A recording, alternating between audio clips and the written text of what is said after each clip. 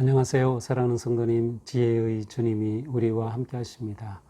우리와 함께 하시는 주님을 찬양합니다. 기도합시다. 하나님, 오늘도 저희들은 주님의 말씀에 귀를 기울입니다. 주님의 지혜의 말씀을 잘 듣고 또 저희들의 삶이 하나님의 인도하심을 따르는 지혜와 지식과 또 승리의 삶 될 수 있도록 함께하여 주시옵소서. 예수님 이름으로 기도합니다. 아멘. 네, 오늘 말씀은 잠언 22장 1절에서 16절입니다. 제가 읽겠습니다. 많은 재물보다 명예를 택할 것이요 은이나 금보다 은총을 더욱 택할 것이니라. 가난한 자와 부한 자가 함께 살거니와 그 모두를 지으신 이는 여호와시니라. 슬기로운 자는 재앙을 보며 숨어 피하여도 어리석은 자는 지나가다가 해를 받느니라. 겸손과 여호와를 경외함의 보상은 재물과 영광과 생명이니라. 패역한 자의 길에는 가시와 올무가 있거니와 영혼을 지키는 자는 이를 멀리하느니라. 마땅히 행할 길을 아이에게 가르치라. 그리하면 늙어도 그것을 떠나지 아니하리라.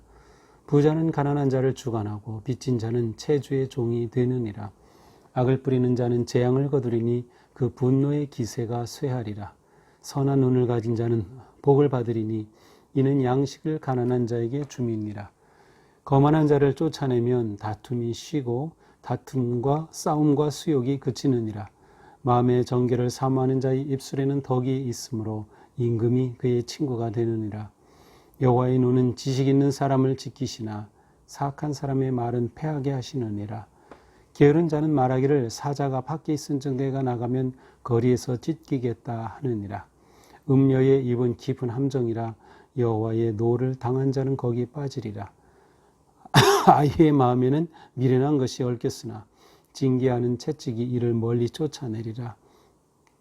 이익을 얻으려고 가난한 자를 학대하는 자와 부자에게 주는 자는 가난하여질 뿐이니라. 아멘. 자, 이제 오늘 말씀은 이제 솔로몬의 잠언집의 마지막 부분입니다. 이제 그 다음 원래 내일은 이제 토요일인데 내일 말씀부터는 지혜자들의 잠언집 1집이 또 새로 시작이 됩니다. 그래서 이제 17절에 보면 너는 귀를 기울여 지혜 있는 자의 말씀을 들으라. 여기서 지혜 있는 자가 누구를 가리키는지는 정확하게 우리가 확정할 수는 없습니다만은 자, 오늘 22장 1절부터 16절의 말씀입니다. 자, 1절 많은 재물보다 명예를 택할 것이요 은이나 금보다 은총을 더욱 택할 것이니라. 자, 지혜로운 자의 길은 바른 선택의 길입니다. 그래서 바른 선택이 지혜자의 길이에요. 그러니까 지혜롭다, 지식이 있다, 명철이 있다, 또 하나님을 안다라고 하는 것은 바르게 선택할 수 있는 능력과 그 길을 걸어갈 수 있는 용기와 결단이 있음을 의미하죠. 자, 그러니까 지혜로운 자는 무엇을 택합니까? 재물보다 명예를 선택합니다. 여기서 명예라고 하는 것은 명성, 또 평판, 또 그 사람의 사람됨의 가치를 의미하죠. 또한 은이나 금보다 은총을 택할 것이니라. 지혜로운 사람은 사람이 무엇으로 사는지 그리고 무엇이 사람에게 중요한지를 잘 압니다. 그래서 명예를 선택하고 하나님의 은총을 선택하죠. 2절 가난한 자와 부한 자가 함께 살거니와 그 모두를 지으시는 여호와시니라. 자, 이제 오늘 본문에서 가장 많이 다루고 있는 가난한 자와 부한 자 혹은 재물에 관한 말씀인데요. 하나님은 가난한 자, 부한 자 따로 구별하지 않으시고 모두를 존귀한 존재로 지으셨어요. 그런데 우리가 사는 세상은 가난한 자와 또 부자가 함께 사는 세상이죠. 가난한 자와 부자가 공존합니다. 그렇다면 이러한 세상에서 우리는 어떻게 살아야 할까? 지혜로운 자는 어떻게 사는 것일까를 묻게 됩니다. 우선 지혜로운 자는 하나님이 모든 사람을 지으신 주인이시다. 창조주 하나님에 대한 믿음이 있습니다. 하나님이 똑같이 우리를 지으셨다고 하면 부자든 가난하든 서로를 존귀한 존재로 마땅히 대해야 할 것입니다. 자, 그렇게 되는 모습들이 어떠한 모습이 있을까요? 몇 절인가요? 제가 7절 한번 볼까요? 부자는 가난한 자를 주관하고 빚진 자는 채주의 종이 되느니라. 자, 이 세상에서 부자는 가난한 자에게 영향력을 미치죠. 그리고 돈을 빌려주고 채주가 되죠. 자, 그런데 이것은 세상적인 일반적인 모습이라면 가난한 자와 부한 자가 함께 사는 세상에서 지혜로운 자는 가난한 자를 돌봐주는 것입니다. 자신의 권한, 가난한 자를 주관하고 채주의 종으로 만들어 채권의 어떤 그 힘을 가지고 있는 그것을 자비롭게 사용하는 것이에요. 가난한 자를 위해서 가난한 자를 돌봐주는 삶을 사는 것이죠. 자, 그러기 위해서 그는 선한 눈을 가져야 할 것입니다. 9절입니다. 선한 눈을 가진 자는 복을 받으리니 이는 양식을 가난한 자에게 줍니다. 그렇습니다. 부자가 가난한 자에게 베풀고 나누어 줄 때 그것이 지혜로운 삶이고, 이 지혜로운 삶은 선한 눈을 가진 자의 삶이라고 할 수 있습니다. 자, 더 나아가서 16절입니다. 이익을 얻으려고 가난한 자를 학대하는 자와 부자에게 주는 자는 가난해질 뿐이다. 자, 자기의 이익을 위해서 오히려 가난한 자를 학대한다? 그것은 하나님이 받으시지 않으시는 삶이에요. 또한 부자에게 준다? 뇌물을 주는 것이죠. 자기 이익을 위해서. 이것도 역시 하나님이 기뻐하지 않는 삶입니다. 하나님께서 원하시는 것은 이 세상에서 경제 정의를 실행하는 삶입니다. 가난한 자, 부한 자는 항상 이 땅에 공존합니다. 우리는 부할 수도 있지만 또 가난할 수도 있고, 또 우리는 부해질 수도 있는 것이죠. 이런 상황에서 우리는 가난한 자를 돌보고 그들을 생각하고 그들의 상황을 보아줄 수 있는 그러한 마음, 선한 눈을 가지고 사는 것이 진정 지혜로운 자, 하나님을 의지하고 창조자 하나님을 신뢰하는 자의 모습임을 알 수 있습니다. 자, 4절, 겸손과 여호와를 경외함의 보상은 재물과 영광과 생명이니라. 자, 겸손과 여호와를 경외함의 보상.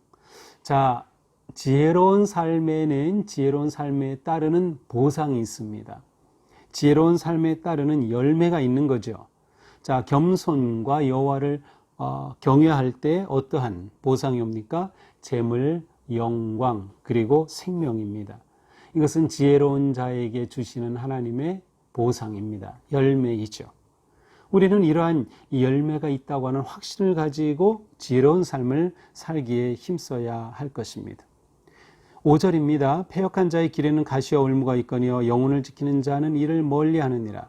자, 지혜롭게 사는 사람에게는 또한 그 삶을 통해서 영혼을 지키게 되는 것이요. 이것이 지혜로운 자에게 주시는 열매라고 할 수 있습니다.